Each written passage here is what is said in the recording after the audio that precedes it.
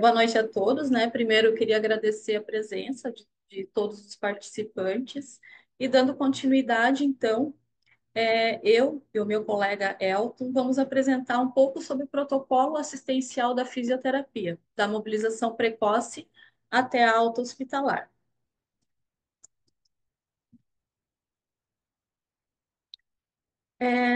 Só comentando, então, esse protocolo ele foi desenvolvido especificamente para a unidade de AVC do Hospital São José, mas ele também pode ser utilizado, né, como um direcionamento para atendimento de pacientes após AVC internados em outras unidades, como emergências, as enfermarias, até a própria UTI.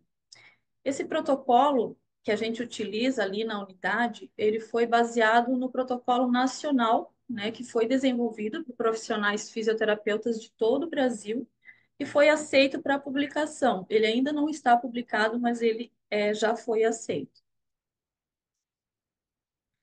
Então, iniciando, eu trouxe primeiramente um conceito sobre reabilitação. Então, a reabilitação, ela objetiva minimizar as sequelas e restabelecer certo grau de independência funcional, elevando sua qualidade de vida e reduzindo o ônus gerado pela doença. Então, reabilitação ela, não significa apenas você reaprender, né, a realizar alguma função, como uma marcha, uma atividade manual, significa auxiliar o indivíduo a retomar a sua rotina e não só a rotina, mas também os relacionamentos sociais, encontrar formas dele realizar o que é importante para si. Então, não é apenas sobre o corpo que a gente está falando, né? A gente está falando sobre a vida como um todo. Então, a melhora do estado funcional, a reabilitação ela colabora na adaptação às limitações decorrentes do AVC, auxilia na reinserção social e atenua, então, esses impactos da doença. Antes de qualquer intervenção, né, da fisioterapia, a gente precisa ter uma avaliação bem criteriosa. Com uma avaliação criteriosa, a gente consegue, então, um planejamento adequado das condutas fisioterapêuticas, que vão ser realizadas, então, de acordo com o nível funcional do indivíduo. Essa avaliação detalhada, ela não quer dizer que eu vá apenas avaliar, por exemplo, a força muscular, né? Claro, eu vou avaliar sinais vitais, força, sensibilidade, a espasticidade, ataxia, equilíbrio, entre outras coisas. Mas eu preciso também saber de onde que veio esse paciente, como que ele era previamente, né? Para onde que ele vai no pós-alta. Então, a avaliação, ela é muito mais ampla. Claro que para a fisioterapia a gente acaba avaliando umas questões mais motoras, principalmente. Para avaliar, em relação ao uso de escalas, então, a gente acaba utilizando algumas escalas ali na unidade de AVC. Eu trouxe duas escalas que são principalmente utilizadas ali na unidade. Uma delas é o teste de controle de tronco, né? Que é um teste que contém 4 itens, onde eu avalio como que é o rolar desse paciente para o lado parético, como que é o rolar dele para o lado não parético, como que ele faz a passagem de deitado para sentado, e se ele consegue manter o equilíbrio na posição sentada com as pernas pendentes fora do leito. Então, esses 4 itens, eles são pontuados de 0 a 25. O zero é quando o paciente ele não consegue fazer, né, aquela atividade de forma nenhuma. 12,5 eu pontuo se ele consegue com algum auxílio, tanto verbal ou com assistência, e 25 se ele é totalmente independente. Então, a soma desses itens vai me dar um valor. E esse teste é importante porque, para nós, ele é um prognóstico de marcha.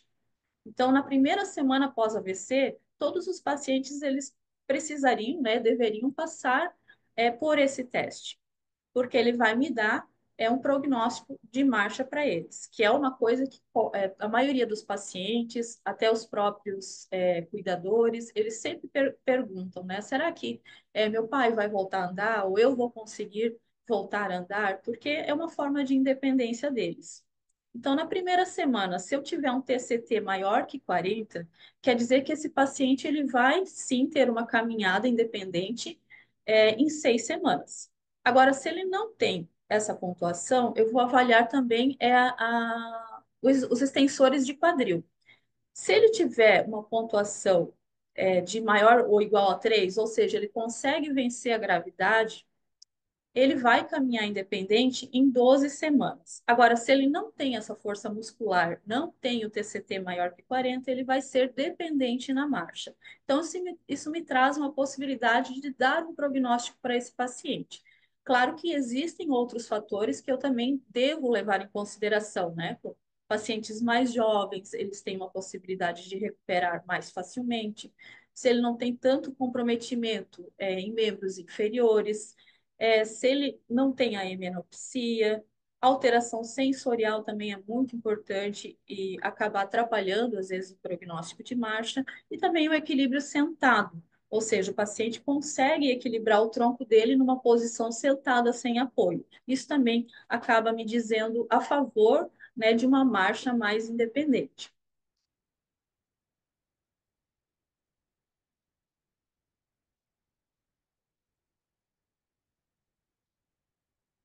Outra escala que a gente acabou utilizando ali na unidade de AVC é a EMH, que é a escala de mobilidade hospitalar. Ela foi desenvolvida especialmente para pacientes com AVC.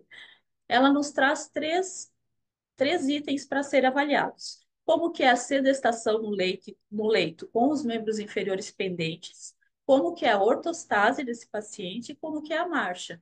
Então, na sedestação, eu tenho uma pontuação de 0 a 6, onde 0 é aquele paciente que faz de forma independente aquela transferência de deitado para a sedestação. E o 6 é quando ele não consegue realizar a tarefa. Já na ortostase e na marcha, a pontuação seria de 0, 1, 2 e 3, onde 0 é o paciente que faz aquela atividade independente e o 3 é quando ele não consegue realizar essa tarefa. A partir dessa escala de mobilidade, a gente consegue definir o nível de mobilidade para esse paciente.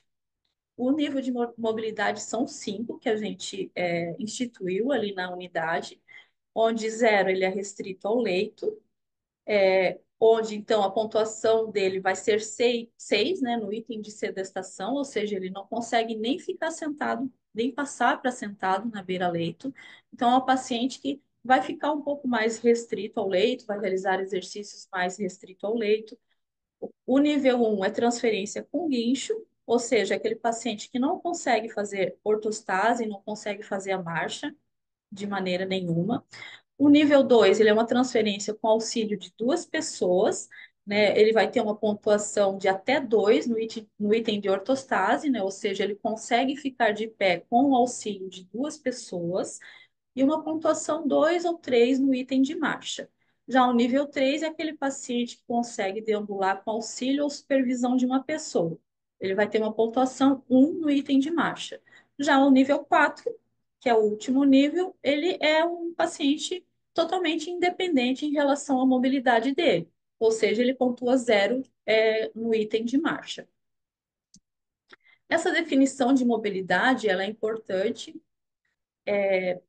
até para a comunicação entre a equipe e para a gente também conseguir identificar como que eu vou progredir o nosso plano de mobilidade. Então, ela é feita diariamente, diariamente a gente faz essa pontuação nos pacientes e lá na unidade a gente tem essa placa de mobilidade que fica na beira-leito dos pacientes. Então, vai ser ali anotado qual o nível de mobilidade desse paciente, que vai ser atualizado, então, diariamente.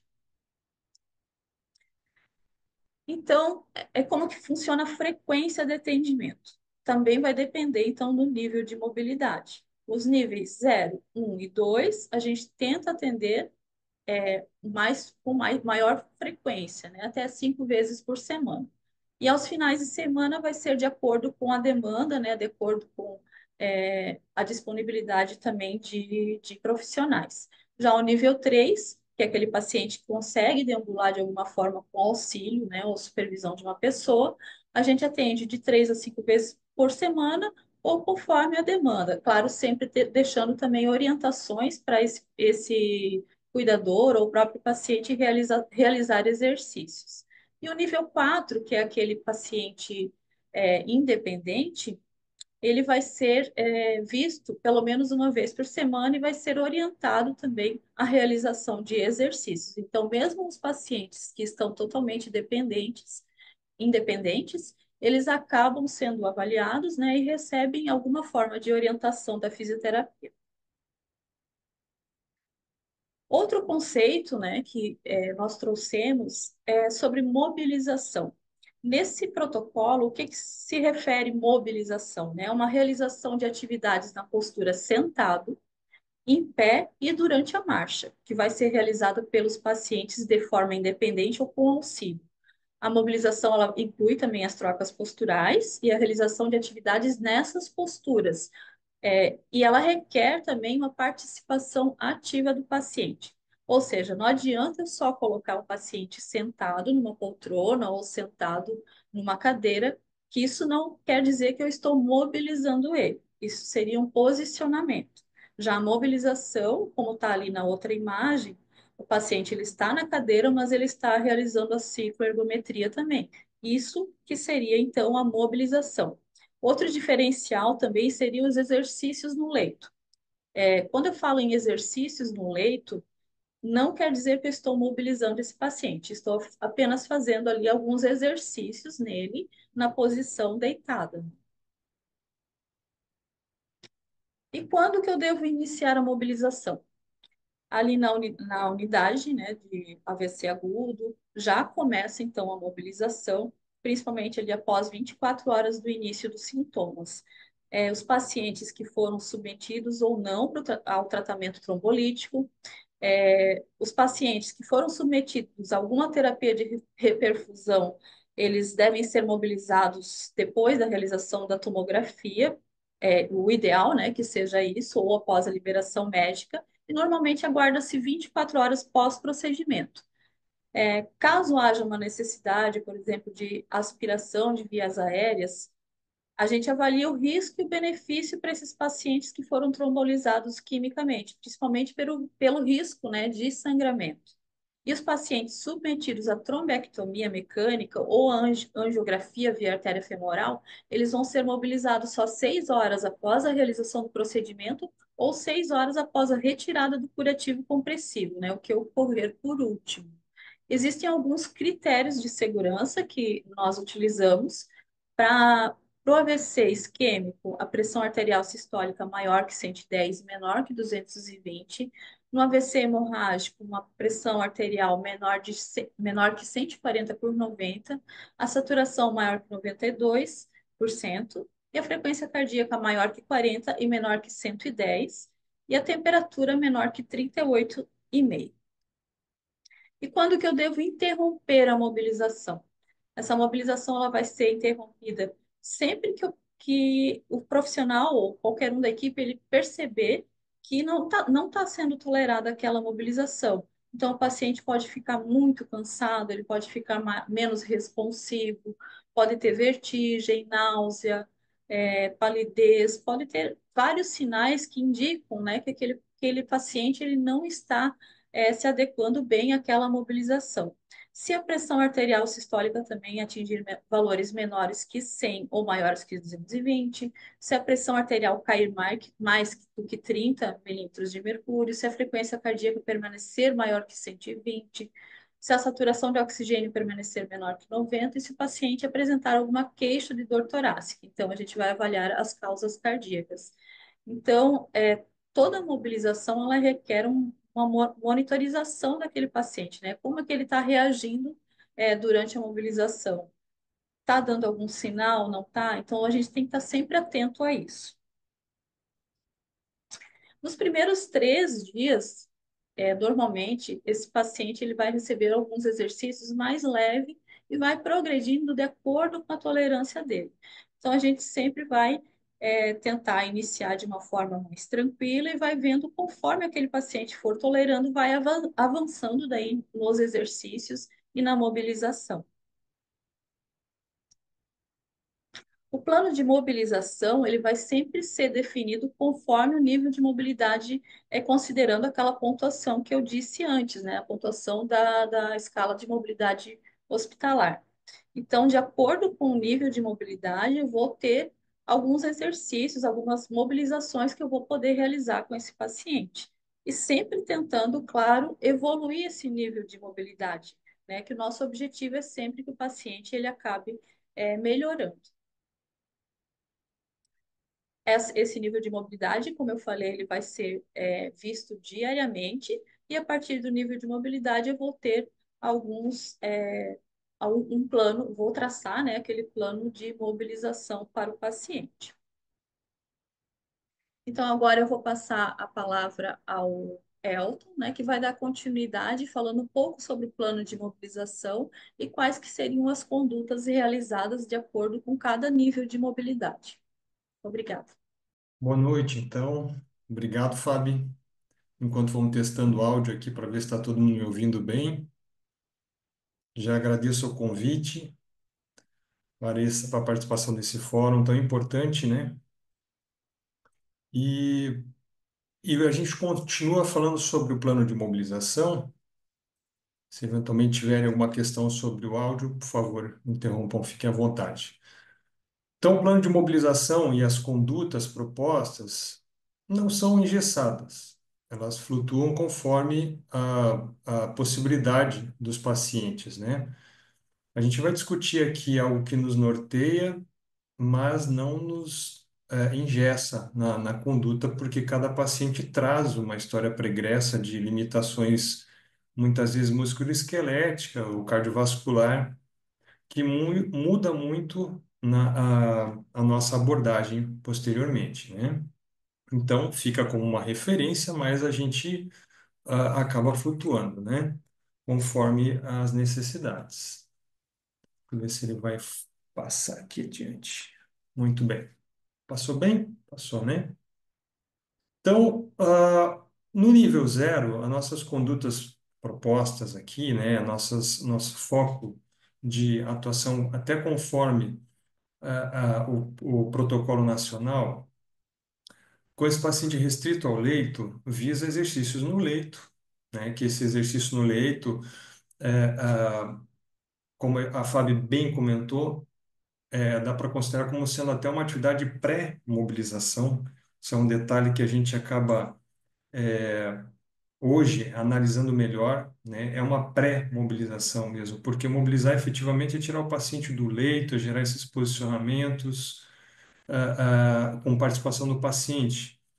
E o exercício no leito algumas vezes entra ali como uma estratégia de preparo, né? De preparo das articulações, uma ativação do controle motor, como uma elevação pélvica, como uma atividade de controle onde a dissociação de cintura acaba sendo... Ah, o modo apresentação para vocês não tá?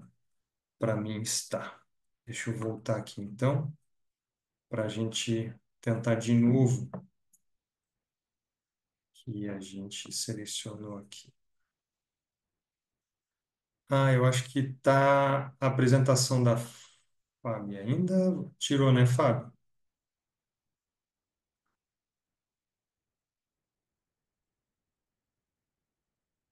Tá pausado lá, né?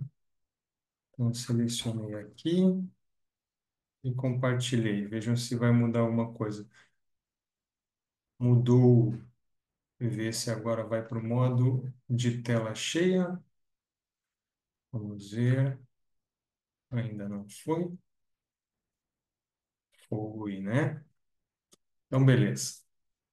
Então, a gente está falando sobre essa questão, né, das atividades, exercícios no leito. Então, são atividades de preparo mesmo para posteriormente as atividades em sedestação, as atividades em ortostase, né?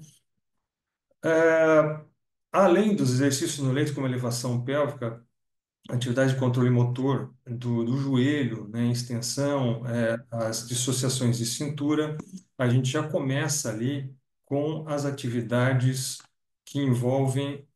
opa, saiu, né? Não? Tá ok?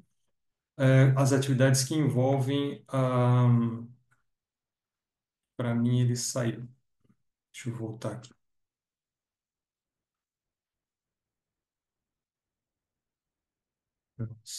Saiu para mim. Não? Tá para você, está ok? Não sei por que que para mim ele mudou, mas deixa eu analisar aqui, ó, que eu já volto para a apresentação.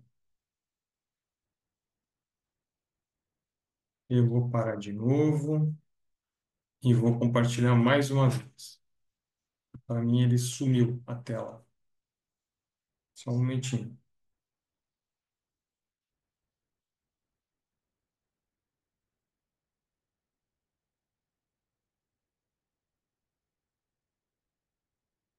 Ok? Beleza. Então, seguimos então. Então, os treinos de trocas posturais ou transferência no leito são dos priorizados também nessa fase. Mas, como vocês vão observar agora, esse treino ele não chega, a gente não procura já mobilizar o paciente para posturas altas, são trocas baixas, né? E são importantíssimos para uma série de atividades do paciente, como cuidados de higiene, auxilia muito essas conquistas para as ações, como troca de fralda dos pacientes, né? Ainda nesse nível de restrição ao leito.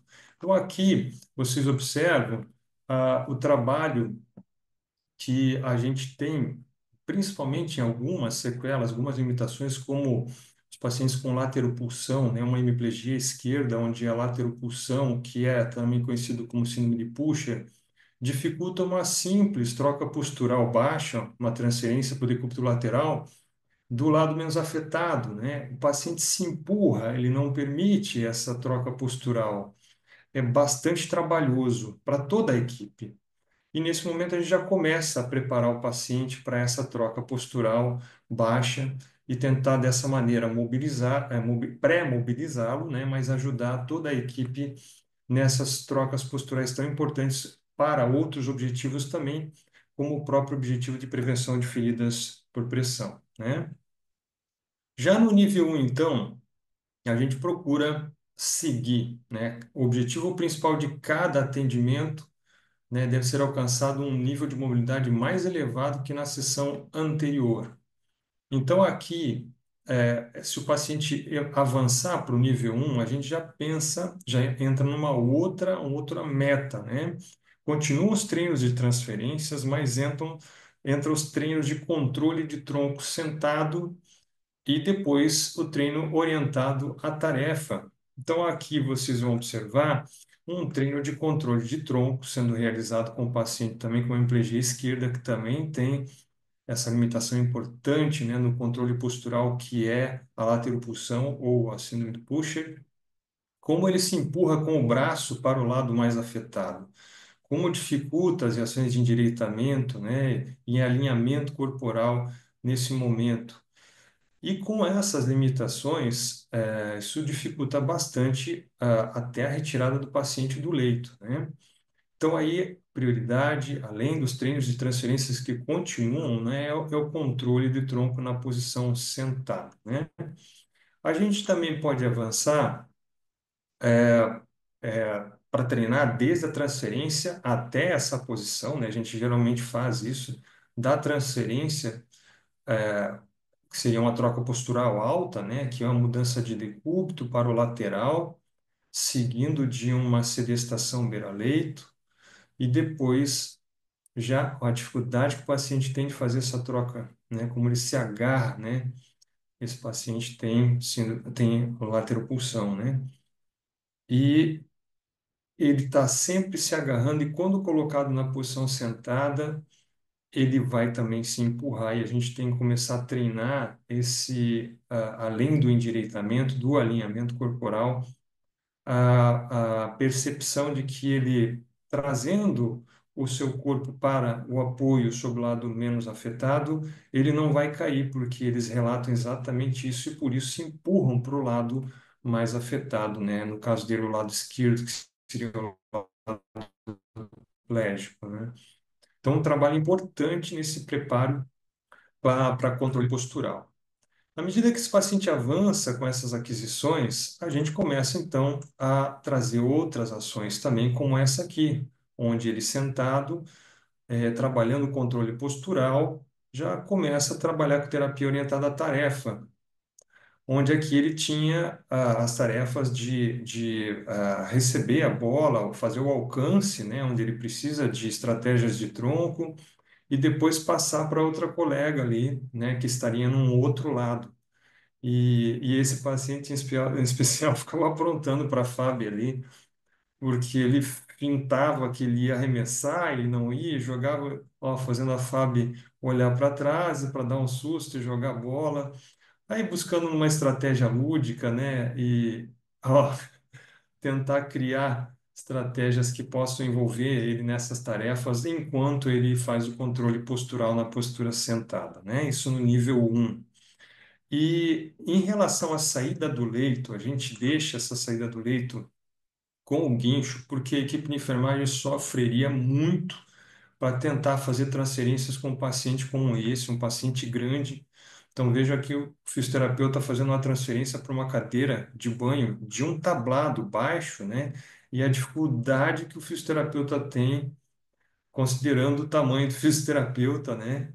E então são dificuldades que essas lateropulsões, essas trocas posturais difíceis que esses pacientes apresentam, trazem para a nossa rotina. Por isso, a gente sempre confere essa troca postural à necessidade de um lift, né? De um guincho para transferência pela segurança do paciente e também da equipe multiprofissional, né?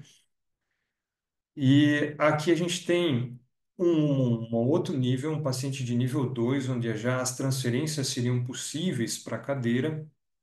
Então, ainda mesmo assim, ele traz essas dificuldades, né? Mas a gente já procura, quem sabe, com duas pessoas fazer esse treino postural, essa transferência para a cadeira, desculpem,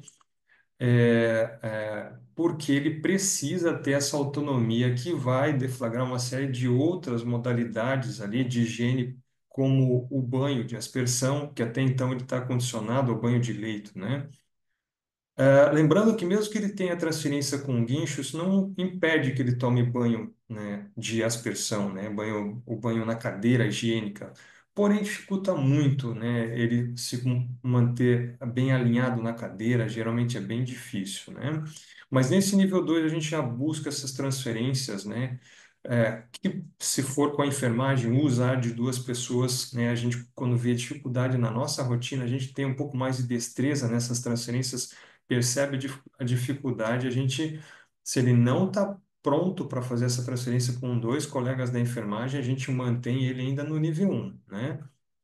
Então, aqui teria estratégias onde a gente busca controle postural sentado e em pé. Então, aqui, como vocês percebem, o paciente fazendo já um controle postural em pé, onde a gente precisa desse recurso, que é o stand table, né? Onde o paciente vai ali na nossa sala de reabilitação fazer uso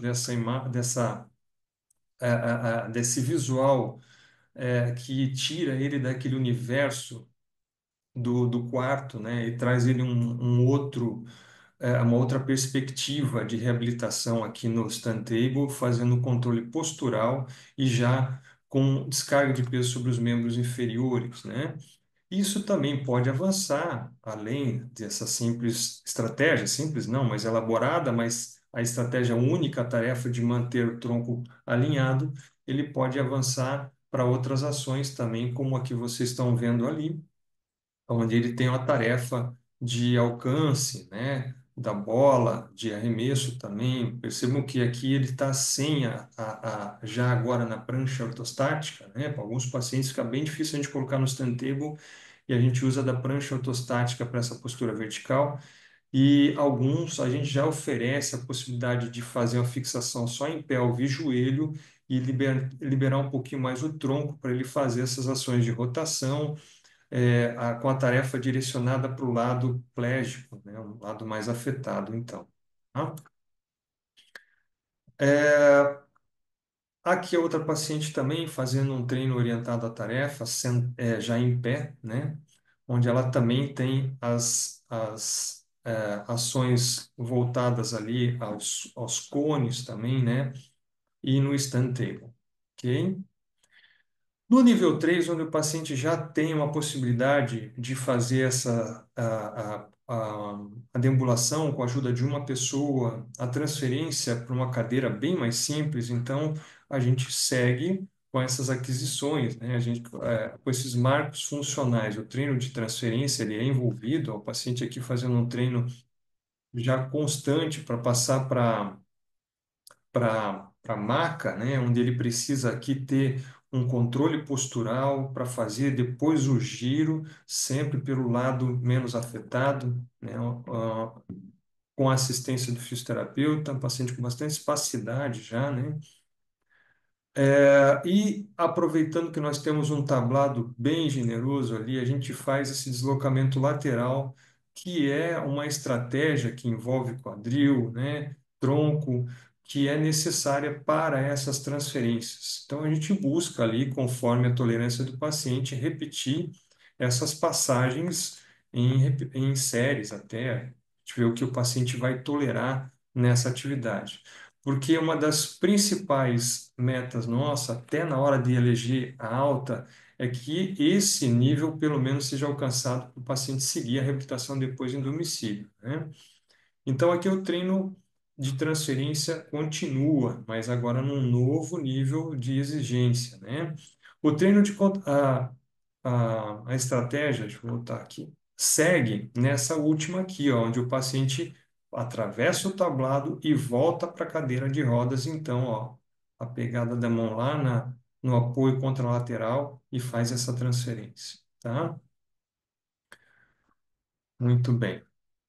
A gente também usa de atividades para controle postural, né, sentado. Então, aqui não é uma atividade muito simples, o paciente cansa mesmo, porque ele já faz uma descarga de peso sobre o membro superior, enquanto ele busca fazer essa, essa primeira etapa da ortostase, né, mantendo essa posição quase como uma atividade de contração excêntrica ali nos membros inferiores, né? E se mantendo nessa posição e depois senta novamente, né? Então, mais uma atividade que a gente busca esse controle postural do sentado para em pé. Ok? O treino orientado à tarefa, sentado, também a gente adiciona estratégias como alcance, geralmente transferência de cones, né?